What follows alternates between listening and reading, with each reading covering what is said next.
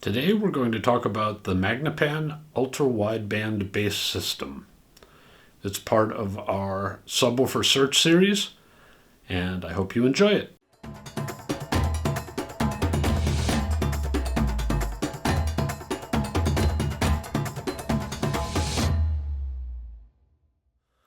Okay, boys and girls, we're doing something different today. I'm going to start with the basic challenge that we've got. And that is that audio has a problem.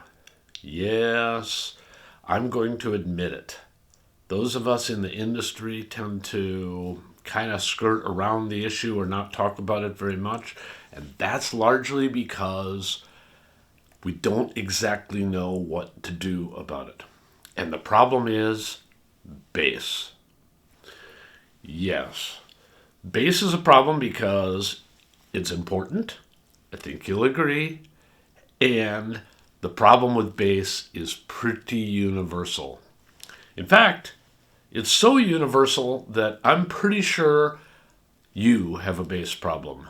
I don't mean you personally, I mean your audio system has a bass problem. Your audio system and my audio system and Robert Harley's audio system have a bass problem. The difficulty and the reason that we don't talk about it very much is, I don't want to say nobody knows what to do about it, but the answers aren't simple, and the answers are answers that often people don't like. So we tend to just not talk about it, a little bit like Crazy Uncle Harry, who everyone knows is crazy, but we don't really want to talk about him in polite company.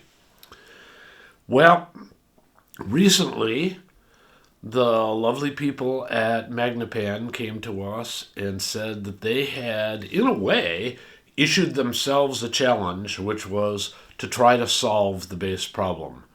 And, like most problems in audio, it probably won't be completely solved, but they are really trying to do something fundamental here. So, they set themselves a challenge, which was to make a bass system that solved all of the basic bass problems. So, what we're going to do today is take a look at a prototype that they've developed of their answer, or the beginnings of their answer. Let's see what they did and how it worked. Hello, ladies and gentlemen. I'm Tom Martin, executive publisher of The Absolute Sound and a reviewer here on the TAS YouTube channel. I'd like to make you aware of an offer to get our weekly newsletter simply by providing your email address through the link that's on screen right now, or there's a link in the show notes below. Twice a week, we will send you written audio reviews, music reviews, news of new audio gear, and our 3 times a year Editor's Choice, Product of the Year, and Golden Ear Awards, so that you can find the best audio equipment that's currently on the market. It's easy to sign up, and we hope you'll join us. Now back to the show. Okay, the Magnepan Ultra-Wideband Bass System is different than what we normally review. In part, that's because it's a prototype. And by prototype, I mean it's a product that's not being sold yet. What we listen to has not been released by Magnepan. It's not in final form. Further changes may be made. We don't know the pricing.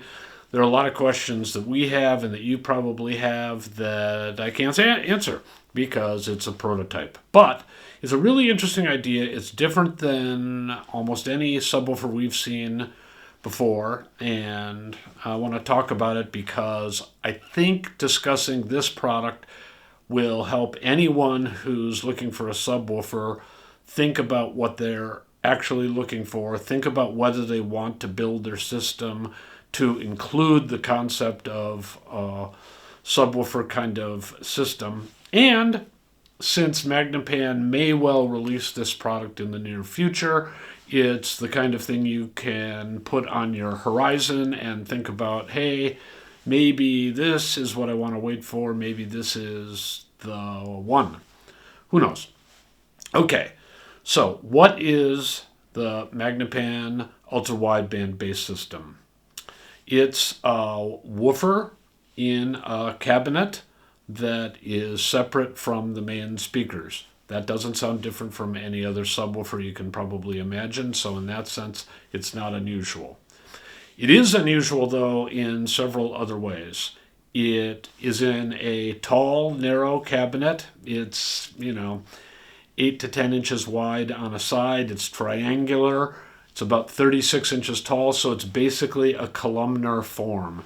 You can see in some of the video material we shot sort of what it looks like. It's a little hard to capture because, like a lot of audio equipment, it's all black, but nonetheless, it's a small column meant to be easily placed in a room, although I want to come back to that in a moment because there are elements of it that are really easy because it's small. There are elements that are not so easy. Anyway, the column contains 8 6-inch woofers. Yep, 8 6-inch woofers. There are 4 on one face, 4 on another face, and the third face goes against the side wall.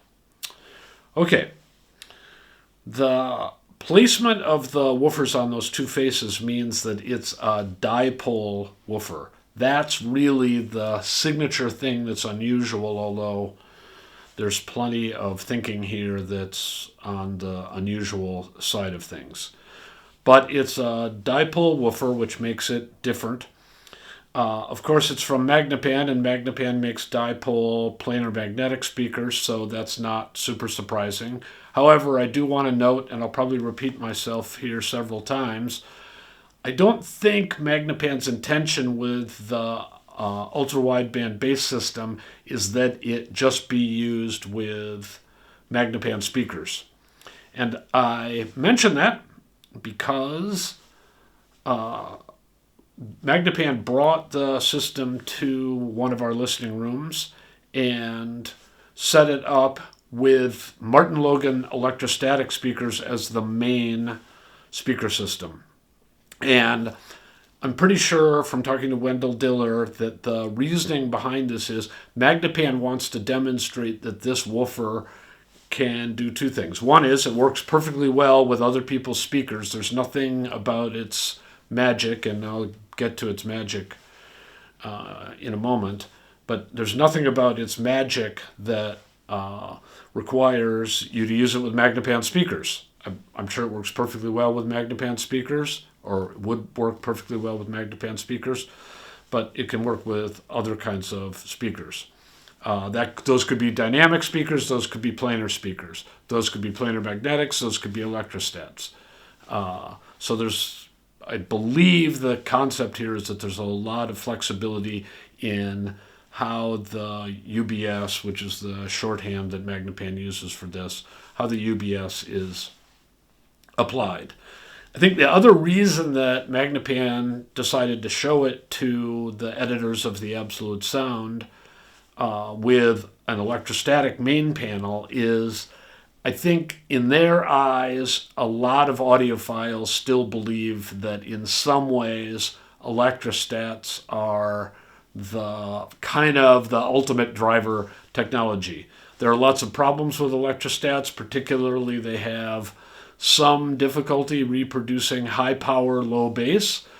So they're kind of a natural for using a subwoofer if you could, but it's been said for years and years and years that subwoofers are very, very, very, very, very, very, very, very, very, very, very hard to integrate with electrostatic panels.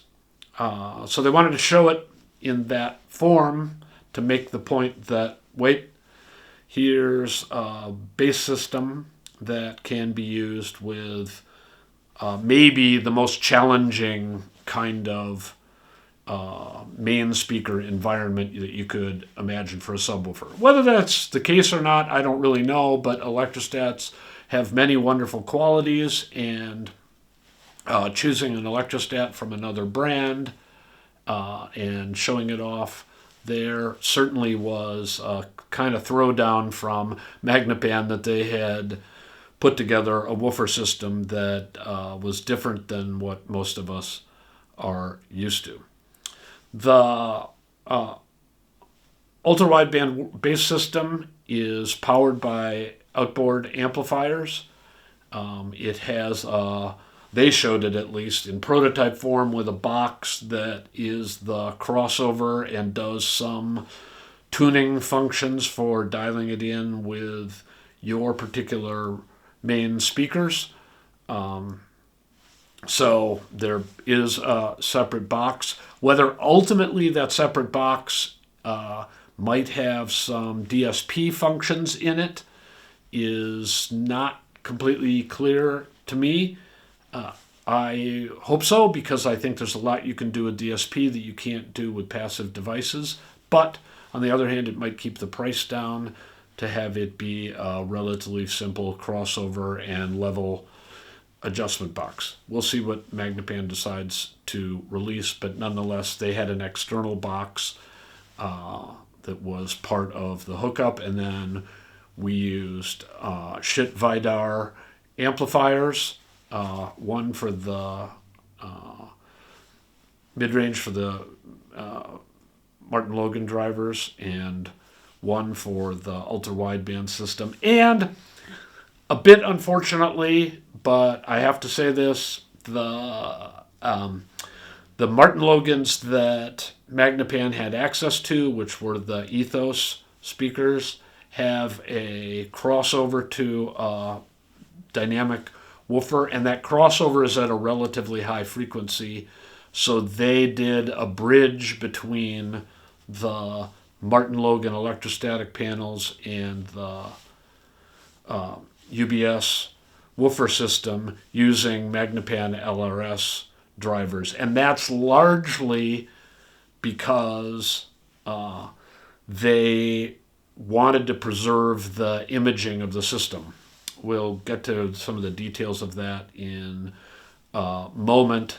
The ultra-wideband system is ultra-wideband, and so it could easily go up to the, I think, roughly 500 hertz, maybe 450 hertz crossover of the Martin Logan Ethos speaker. But because the UBS woofers are placed adjacent to the sidewall, if you run them up at full volume to a relatively high frequency, it can, I believe, from the demo that I heard, affect the imaging. Maybe there's are adjustments that could be made to mitigate that, but I believe having the UBS adjacent to the sidewall and running at full power at those lower mid-range frequencies would possibly throw the imaging off a little bit. So they bridged between the Martin Logans and the UBS, and that was just to complete the demo in a satisfactory way so that the imaging wasn't distracting. So anyway, in summary, we've got a 3-foot tall narrow column with 8 woofers in each column, so 16 woofers total in a dipole arrangement. It's a passive speaker driven by external amplifiers. It comes with, well, we'll see. It's a prototype. What I listened to had its own external crossover and tuning box, and, well, we'll get to the sound in a minute, but it sounded really good and produced super high levels with very nice amplification, but not super high power amplification. Okay, before we talk about the sound of the Magnepan UBS, I want to spend a minute on why subwoofers are such a problem. Because I think this is not usually discussed in technical terms. It's usually discussed as it's just hard and vague and, I believe, misguided concepts like the subwoofer was slow or fast are used to explain why things don't work. And actually, if you break it down, it's not that hard to understand why this is a challenging technical problem. That's one part about it. And B, it's completely understandable, and how you address it is moderately straightforward. It doesn't make it easy. It makes it understandable, and it makes it something that if you want to put the effort in, you can figure it out, and I believe you can make subwoofers work with main speakers reasonably, I can't say easily, but you can certainly make it work well. Okay, so let's talk about the 4 problems of subwoofers. This might not be the perfect way to think about it, but I think it's a really helpful way to think about it. The first problem with subwoofers is really a problem with bass. It's a problem with bass with all speakers, and that is that you're reproducing sound in a room, and the room has resonances. And those resonances occur at distinctive frequencies that are a function of the dimensions of the room, the length, the width, the height. So those dimensions control where the resonances are, and you end up with peaks and valleys in the frequency response in the bass because of those room resonances. Now, I want to emphasize what I just said has nothing to do with subwoofers, really. It just has to do with making bass, and to make bass we use woofers. So it has to do with all woofers, whether they're integrated into a box with a mid-range and tweeters and other stuff, or whether they're separate, as in the case of a subwoofer. And I'll also add, as an aside, I'm going to keep using the term subwoofer because it's how normal people talk about the subject, but really we're talking about woofers here for the most part. We're talking about reproducing bass, and most of the bass that matters is actually mid bass and upper bass, and lower bass, I don't want to say it's inconsequential, but we're not just talking about devices used to optimize lower bass. We're talking about devices here, in the case of this video, we're talking about devices that we're trying to use to optimize overall bass performance. So this is not subwoofers in the sense of home theater where you're trying to reproduce dinosaur footfalls or something like that. Okay, so problem number 1 with woofers in general, with bass in general, is room resonances. You get peaks and valleys in the level of the bass due to the dimensions of the room. Problem number 2, and I'm simplifying here, but I think this is a really useful way to think about it. Problem number 2 is something we can call room leakage.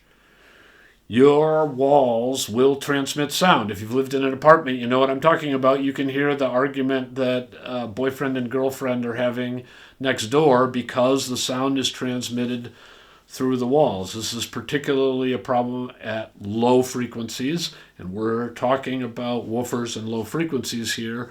So depending on the construction of your house, you will have more or less room leakage. And that means that you will get more or less bass than the designers imagined you might get from the speaker that they built, and you have to come up with some way to deal with that. One way to deal with that is if you have a leaky room, you just let the bass roll off and you live with it.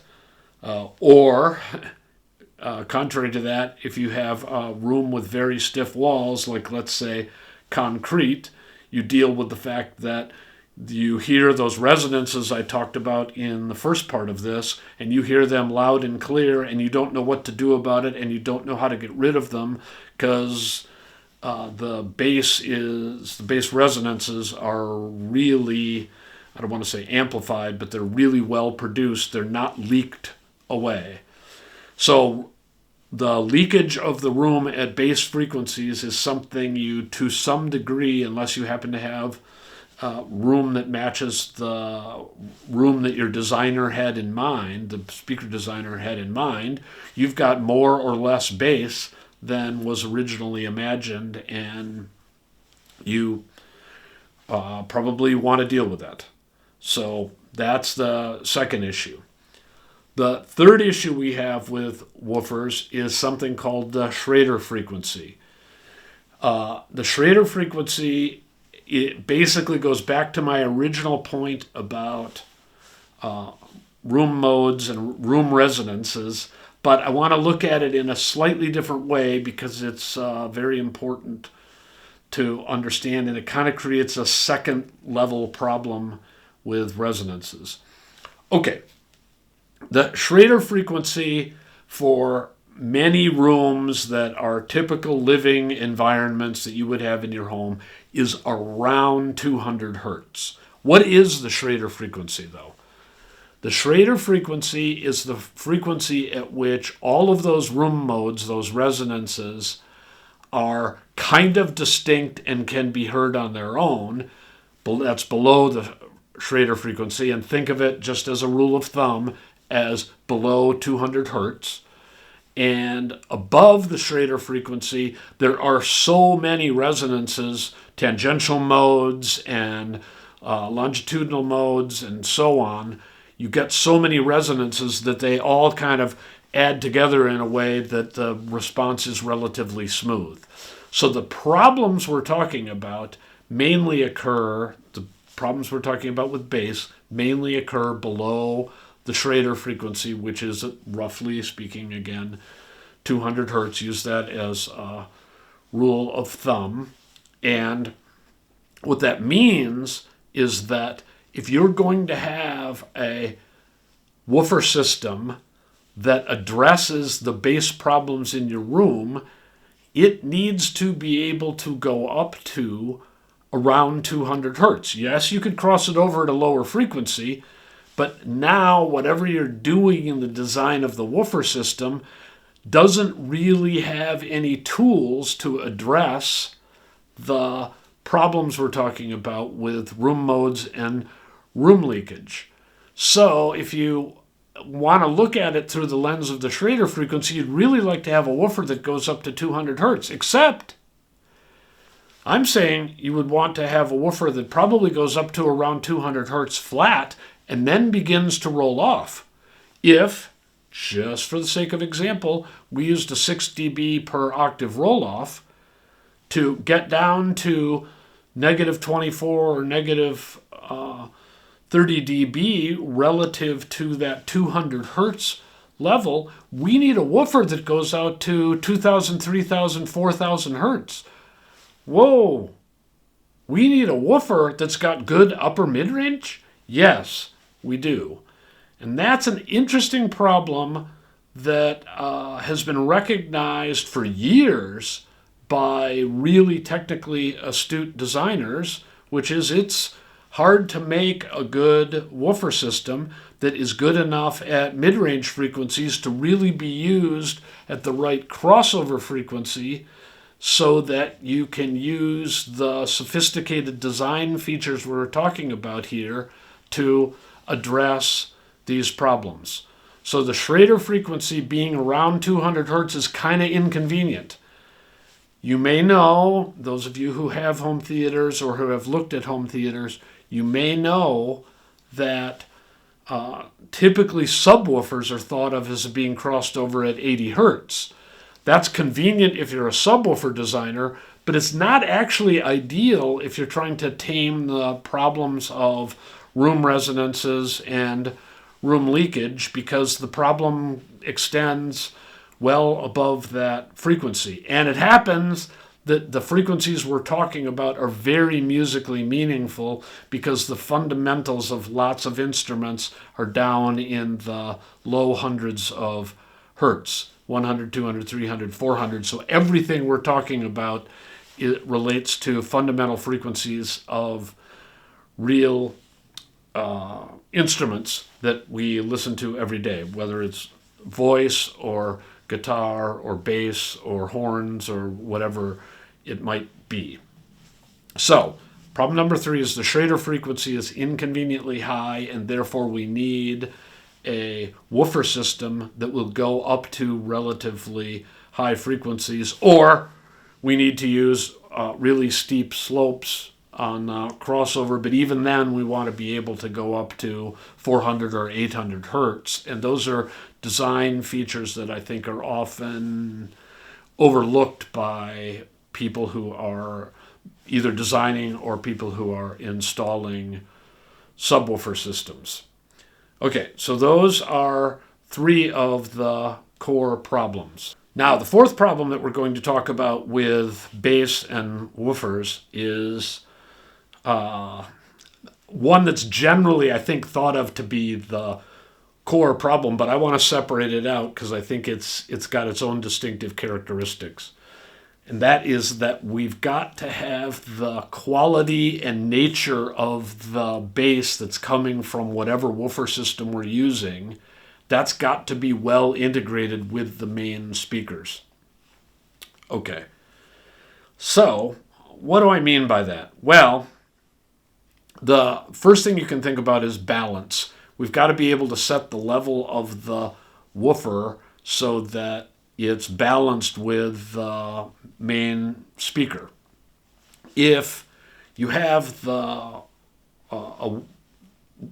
integrated system where you bought the woofer in a cabinet with a mid-range and a tweeter, a conventional speaker for most of you, a lot of that integration work to get the level of the bass and the level of the mid-range and the level of the treble well matched is being done by the designer back at the factory using sophisticated tools and really making sure that under a variety of circumstances the integration happens well. But if you listen to the first part of this, you've still got problems that the designer can't possibly anticipate. So what are we going to do? Well, one solution is to create a separate woofer system and integrate that with the main system. That allows us to do some different things to address room resonances.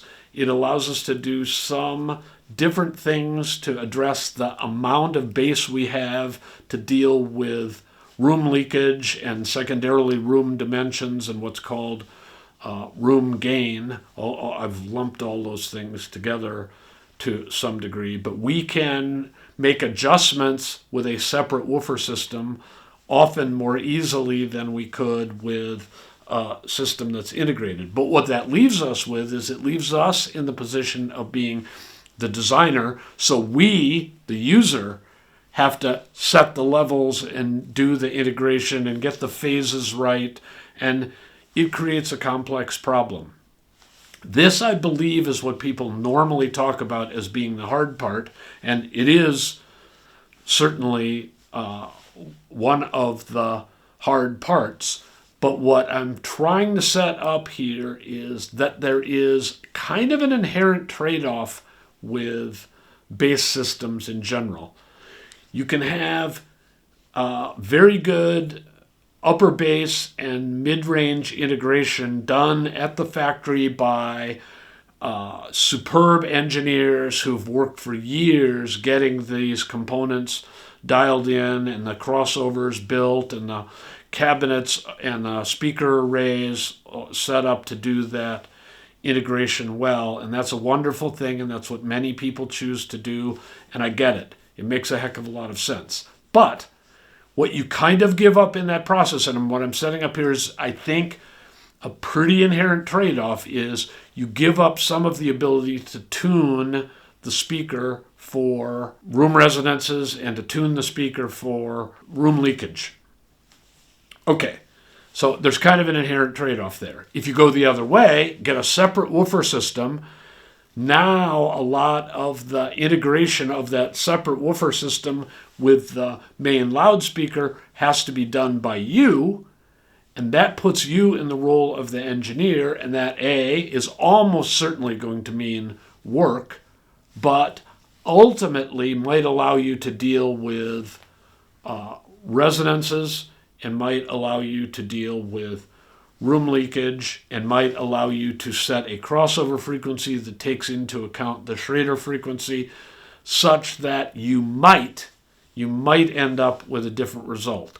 I think in some ways that might be the more logical system, but you have to be prepared to put the work in. And even if you do put the work in, I mean, no offense, but you just might not have the talent, or you might guess wrong, or whatever. So to the degree that you're not prepared to put in that level of effort, as a general rule, I think you're going to find that a separate woofer system, although I believe theoretically it could be better, is somewhat harder to deal with.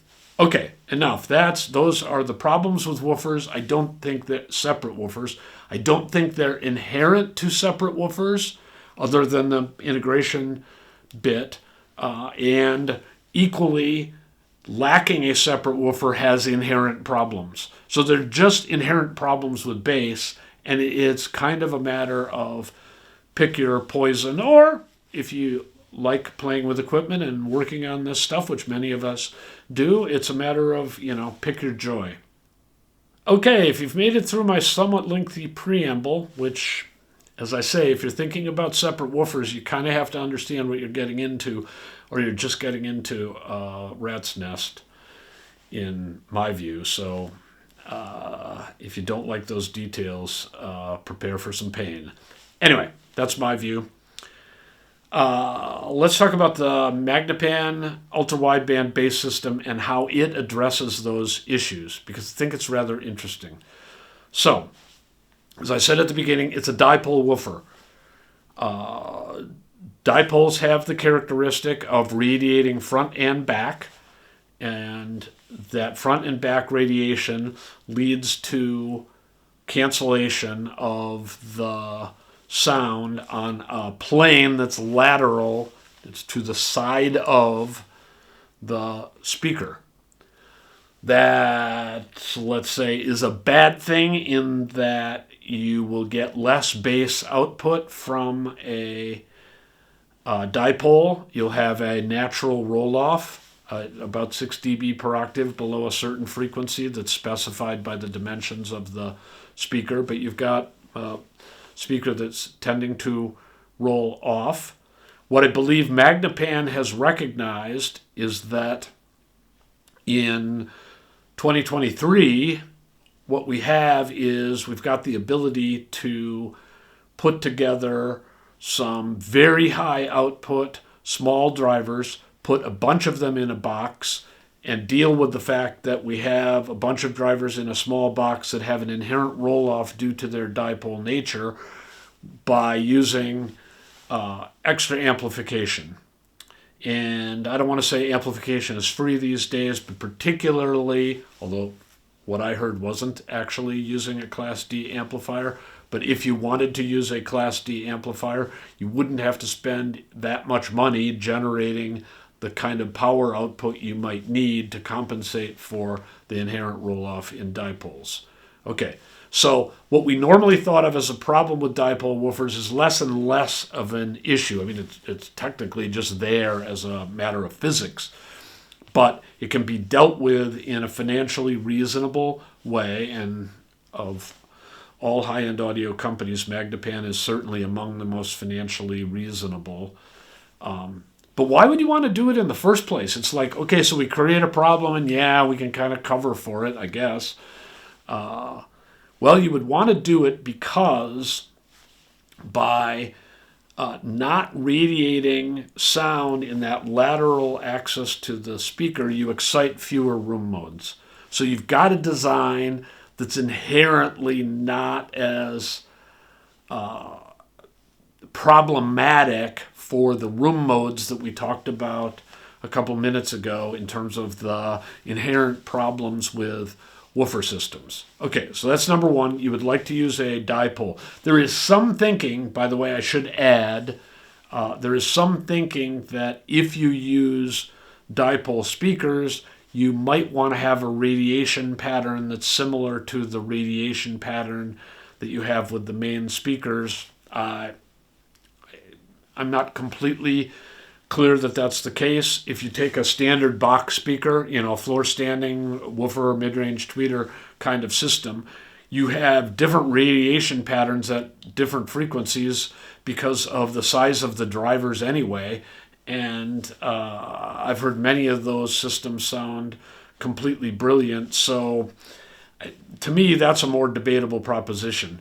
But reducing the effective room modes, which is something that dipoles do very nicely, is one great feature of making this a dipole woofer, and is a reason I think you can understand that maybe this ultra-wideband bass system from Magnepan can be used perfectly well with, I kept thinking how wonderful it would be with some of the high-end mini monitors that we have these days that inevitably are using small drivers in the bass and just aren't going to go low and loud at the same time. So I think this feature is a primary feature of the Magnepan UBS. Now, I said moments ago that the other fundamental issue besides room modes with real rooms is room leakage. You're going to have varying degrees of room leakage, and no designer knows how much room leakage you are dealing with. So they set the bass level based on some kind of average or the listening room they're using or whatever advanced techniques that they may use. Usually, somewhat oddly in my mind, that's not an adjustable thing, but I think that partially comes down to the fact that audiophiles seem to believe that adjustments are inherently evil. Anyway, the beauty of having a separate woofer system, and this isn't unique to the Magnepan UBS, but it is true of the Magnepan UBS, is you can adjust the level of the bass system independently of the main speakers, and you can also tune. What Magnepan demonstrated was the ability to tune upper bass, mid bass, low bass relative to one another, so you can dial the speaker in based on the nature of the room it's in. So that adjustment capability, which is kind of true of all separate woofers, was expressed to a high degree with the Magnepan UBS.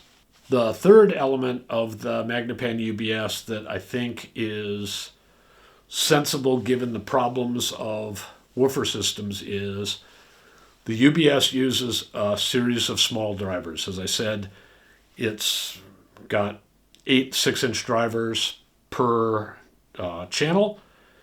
And if you think about it, one easy way to look at it is essentially Magnepan has put 8 mid-ranges into a box, mid-ranges that are capable of long excursions so that they can make low bass at high output levels. And by using what's essentially a mid-range, they've got a speaker that will go up to relatively high frequencies, and that's a way of dealing with the fact that the Schrader frequency is inconveniently high. It would be much more convenient if the Schrader frequency were 75 hertz or something like that than the roughly 200 hertz that it is in reality.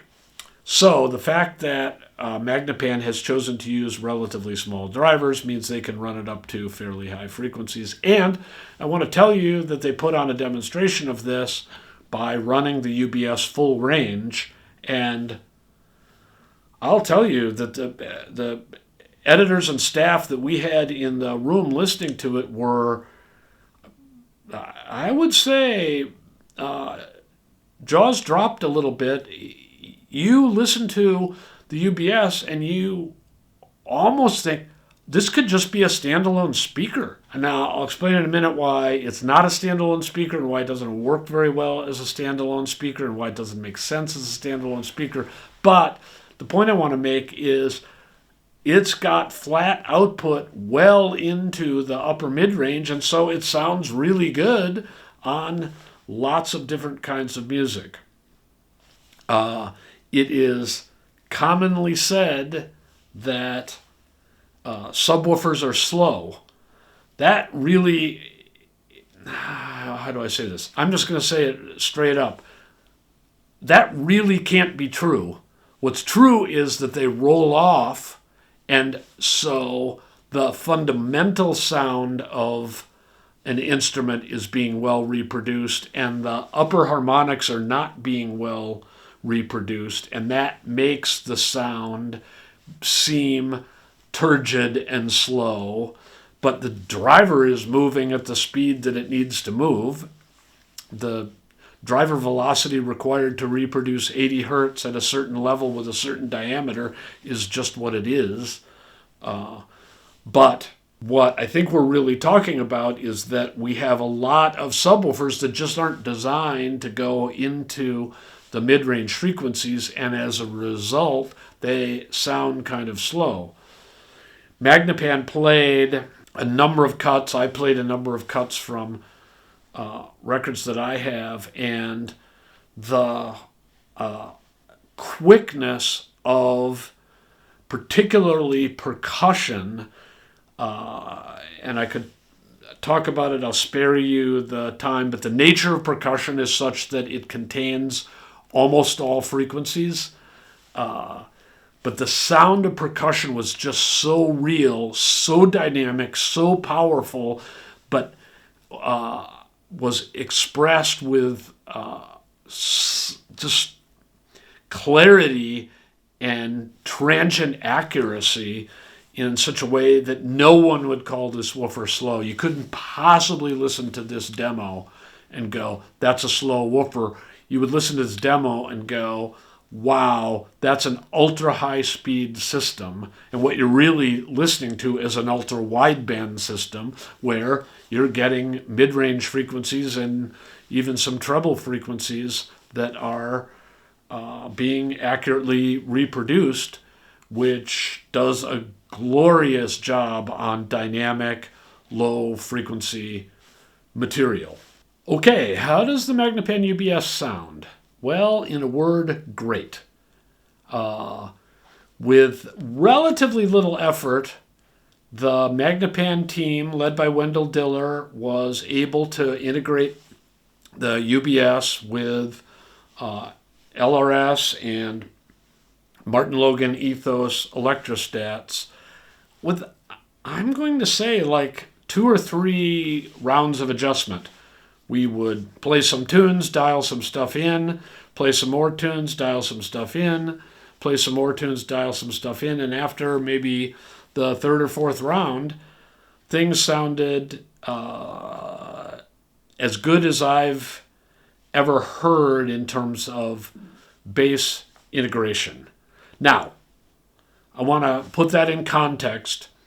There are speakers from Wilson and Magico and YG and many other great manufacturers that can do what these speakers can do when properly set up.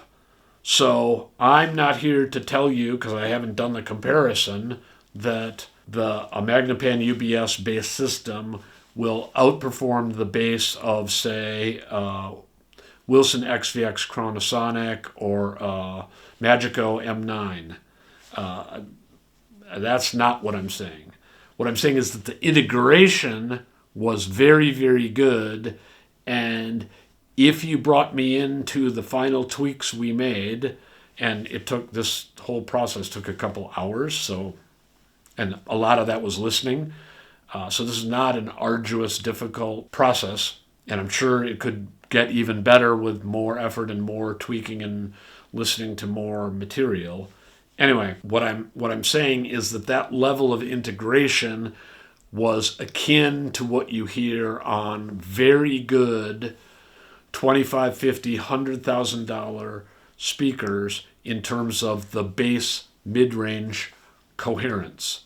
It just sounded lovely, and everyone who listened agreed that the tracks we listened to just sounded like music, and fundamental acid test in my book is we started listening to the music and talking about the music and no longer were paying attention to how the system sounded. It had a great groove. It had lots of punch. It had depth. It had all the things that you want a bass system to have and that you generally don't get on, particularly on electrostatic speakers run full range. It takes a lot of work to even get it on a planar magnetic kind of speaker. And the other thing about it was it didn't have the room problems and the artificiality of the bass that you sometimes get with conventional woofer systems in a regular room. I've listened to hundreds and hundreds and hundreds of systems in different rooms at shows, which means we're usually in a relatively small room or a stupidly large room, to be honest with you. Anyway, wide variety of rooms, and the sense that the room is there is almost always a little bit problematic, and we were able to kind of dial the effect of the room out pretty quickly with UBS. So in that sense, I thought the bass was phenomenal. The other thing that I really liked about it was that the bass with the UBS could play at very high levels. I'm not really a headbanger. I'm not much into high-level bass because I want to preserve my ears and a bunch of other stuff like that. But every once in a while, you've got a tune that kind of calls for stadium rock kind of stuff or bass-emphasized material, and you want the bass level to be appropriate. And the UBS could crank it out, man.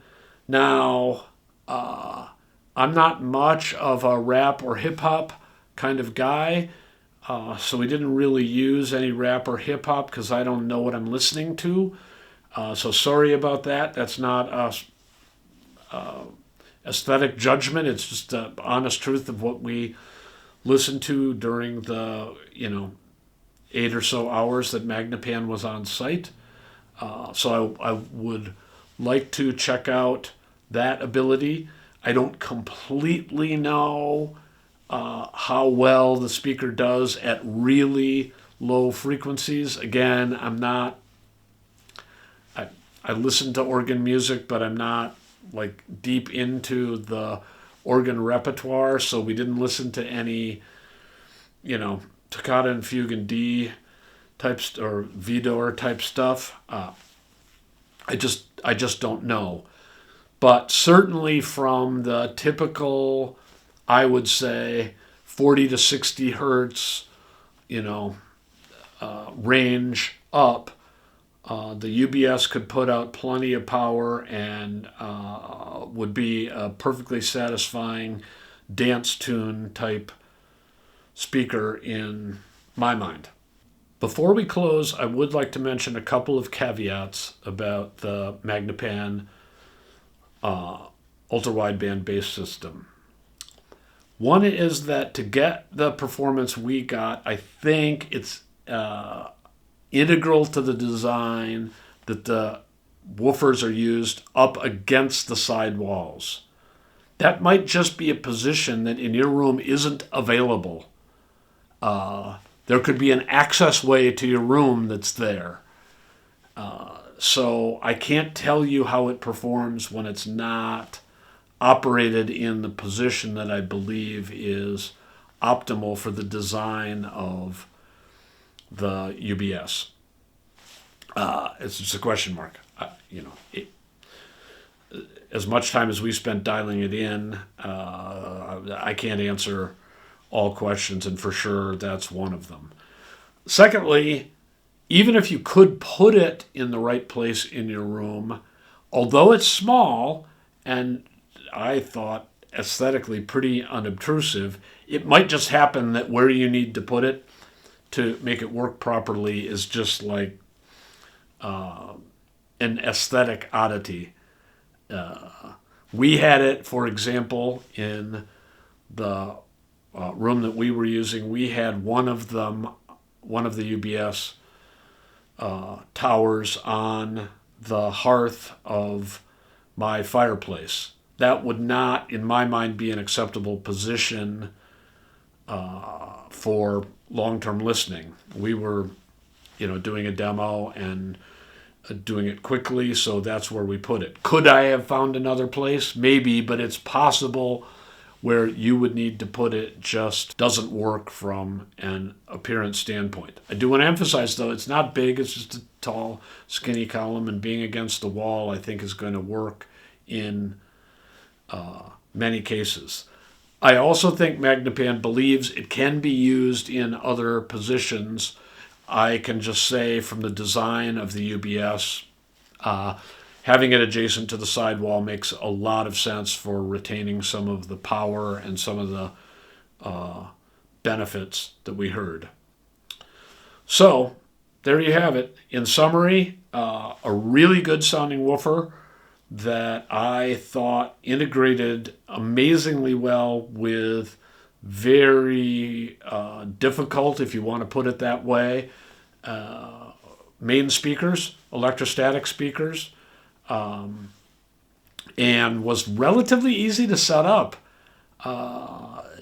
It taking days and days and days to dial in subwoofers is not unusual. I mean, that's true of regular, stand mount or floor standing speakers. You've got to check the position and move them around, and this didn't seem materially harder. Could have been luck of the draw, by the way, but it didn't seem materially harder than setting up a regular system that has an integrated woofer. So glorious sound at high levels with high definition bass that seemed to address many of the typical room mode problems, can work with fancy electrostats and panel speakers, and I believe would work really well with regular dynamic speakers. So you've got like kind of a win-win. The only other caveat I want to throw out there is I have no idea what the price of this thing will be. I'm not even sure Magnepan knows what the price of this thing will be. So, there's a price point at which you're like, yeah, it's really good, but is it that good? That's sometimes is a different question. My hope is that Magnepan makes it pretty reasonably priced because their MO is to make things that are reasonably priced. Witness the LRS Plus, which has to stand out as one of the great speaker values of all time. But speakers aren't free and crossovers aren't free, and I don't know what kind of controls they're going to put on this. So, it may be a pretty complex system by the time we're done with things, and it may just not be possible to manufacture it at a really low price point. So we'll see about that. But this is an exceptional speaker that can do exceptional things, and I think if the price point is somewhat typical of Magnepan, this is a bit of a breakthrough. I hope you've enjoyed this. As always, we invite you to subscribe, click on the notification button, and we hope you'll come back and watch more of our videos. Thanks for watching.